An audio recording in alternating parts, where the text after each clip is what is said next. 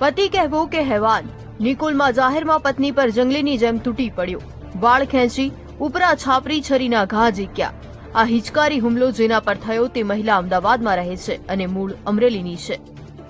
લોકોને છૂટાછેડા દેવા છે અને મેં ના પાડી તો કાલે હું બટન દેવા કામ દેવા ગઈ તો મારા પતિએ મને વાંહેથી હુમલો કરી દીધો। છરીને ઘાયથી મારો આગળ ગળું કાપ્યું, વાંહે ગળું કાપ્યું। બીજા જણાએ અમારે ઘરે આવી ને એને એમ કીધું કે તમારી બેબીને બહુ જ મારી। પછી અમે બધા દોડ્યા થઈ ગયા, ત્યાં તો લાળનું લાચડા ભરાઈ ગયા। મેં કીધું સાહેબ આ તો મરી ગઈ છે।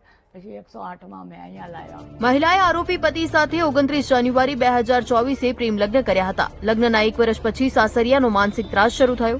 એ હદ સુધી પહોંચ્યો કે મારઝૂડ કરી ઘરમાંથી કાઢી મૂકી। આ પછી 5 થી 6 મહિનાથી પિયરમાં રહેતી મહિલા બજારમાં કામથી ગઈ અને હેવાન બનેલો પતિ તારા લીધે મારો ભાઈ મરી ગયો કહી ધક્કો મારી તેના પર તૂટી પડ્યો। આ પછી આસપાસના લોકો ભેગા થઈ પત્નીને છોડાવે છે। હાલમાં હુમલાખોર પતિની પોલીસે ધરપકડ કરી છે, જ્યારે પત્ની હોસ્પિટલમાં સારવાર હેઠળ છે।